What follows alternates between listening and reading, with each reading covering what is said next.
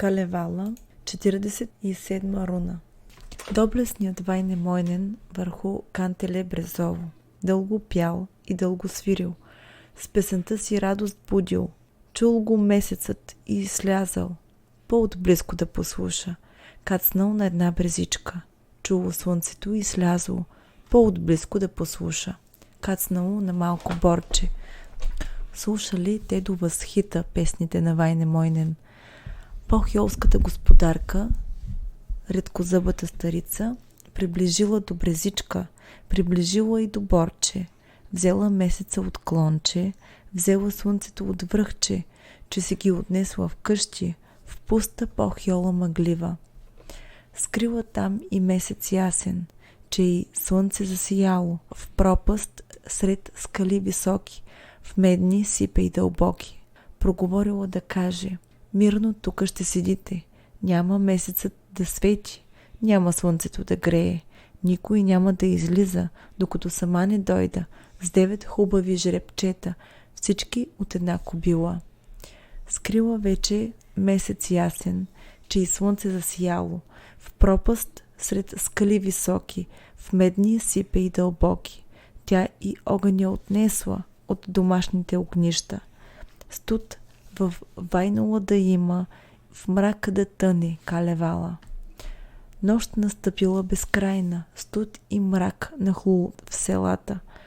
Студ повайнула до края, мрак по цяла Калевала. Тъмна нощ покрила всичко, че и къщата на Уко. Мъчно се на студ студува, тежко се на мрак мракува. Хората си покрусили, тъжен бил самият Уко. Уко, Богът в небесата, щедрият Творец небесен.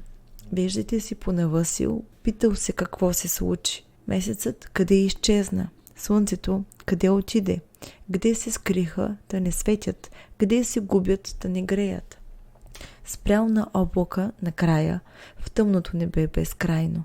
Уко в синкави чорапи, в кожени добри обувки. Гледал месеца да зърне, гледал слънцето да види, не намерил нито слънце, нито месец на небето, че изсякал едра искра, пламък живнал в тъмнината, огънче от остра сабия, жар от огнена повеля, в шепи искричката хванал, с пръсти пламъка разсипал, от просторите небесни и по звездните огради. Пламък с искрата разпалил, искрата обаче скътал в сребърните си захлупци в позлатената турбичка. Дал я на небесна щерка, в люлка да я залюлее, месец нов оттам да блесне, ново слънце да изгрее. Седнала на своя облак чудната небесна щерка, искра в люлка залюляла и над пламъче тя бдяла.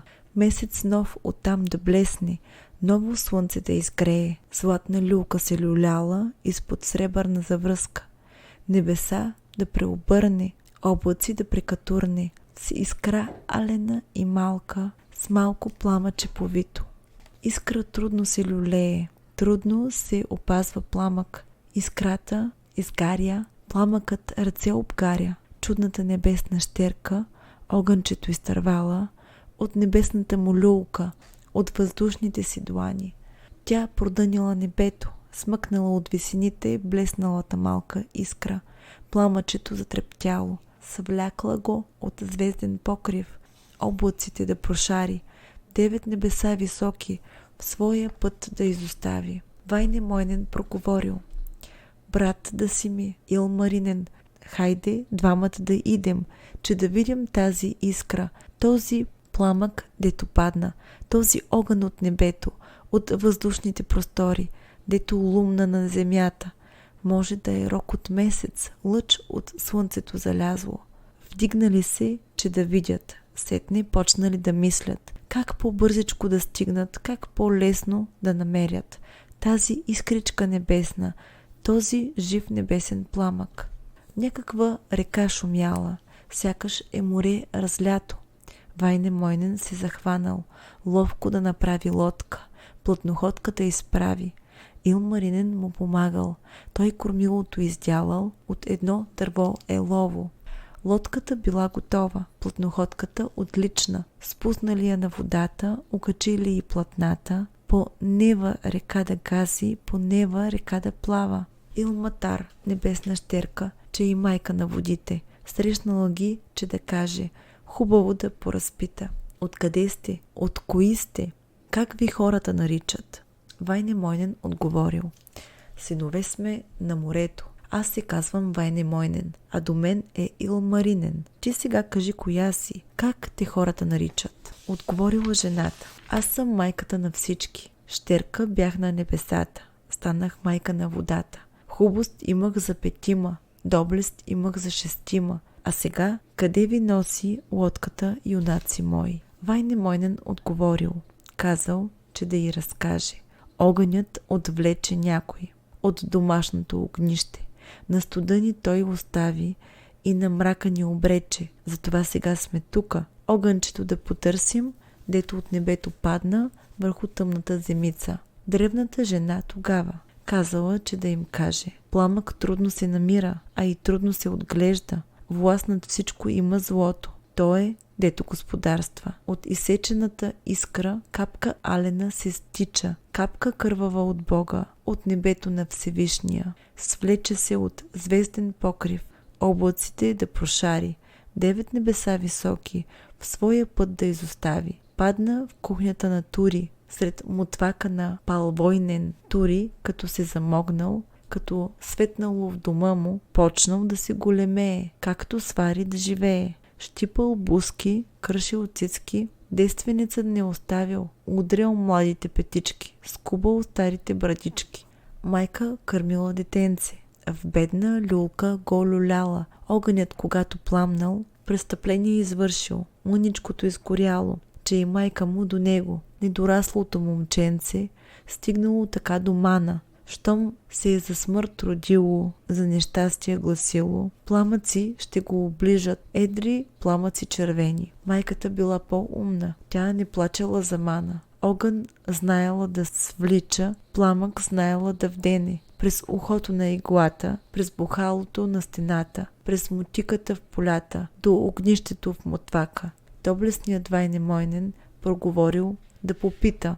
Огънят къде отиде? Накъде оттам се вдигна? През горите ли на Тури или право през морята? Отговорила жената, казала каквото знае. Огънят като се вдигна, пламъкът като припламна, прикоси до край полята, изгори треви в блатата, сетне в блатото затъна, в алуе в кълта голяма. 3 пъти през летни нощи, 3 по трижди в топла есен. Блатото гори, та свети, близките или разпалва.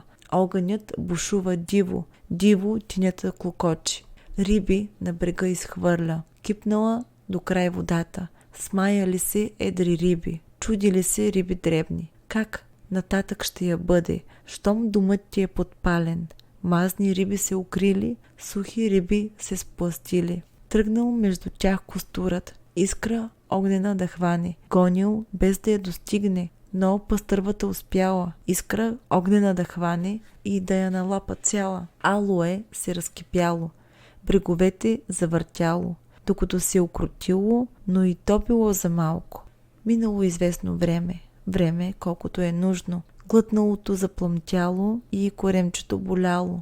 Мятала се по водата, огън ялата пастърва, между своите подмоли и подмолите за сьомги, между бреговете неравни, та от всичко, що е плавно. Разни мнения да слуша за напълнената гуша. Няма кой да ти помогне, няма как да се избавиш. Ако огънче си глътнал, трудничко ще се оправиш. Кой ще дойде да я вземе? Огнената твоя болка. Сьомгата се появила и пастървата изяла. Искра огнена да хване и да я налапа цяла. Алуе се разкипяло, бреговете завъртяло, докато се укротило, но и то било за малко. Минало известно време колкото е нужно. Глътналото заплъмтяло и коремчето боляло.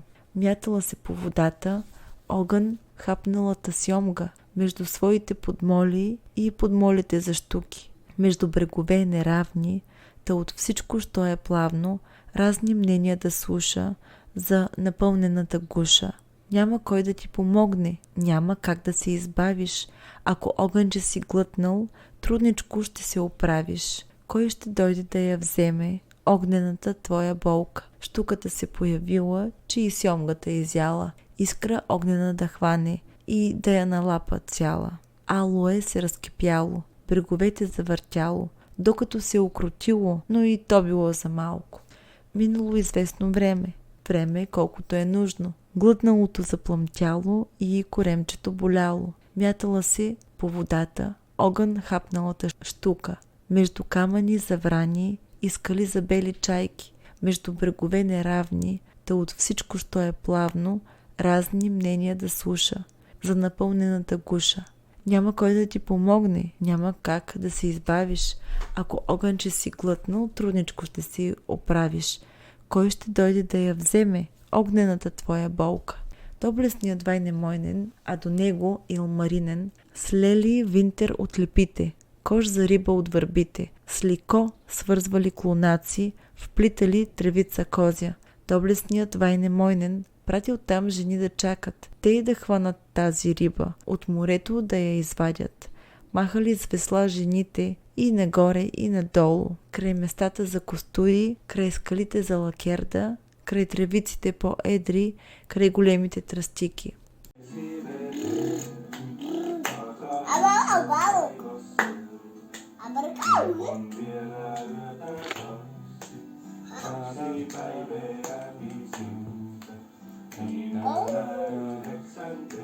Ти я харесваш тази песничка, явно, Маня?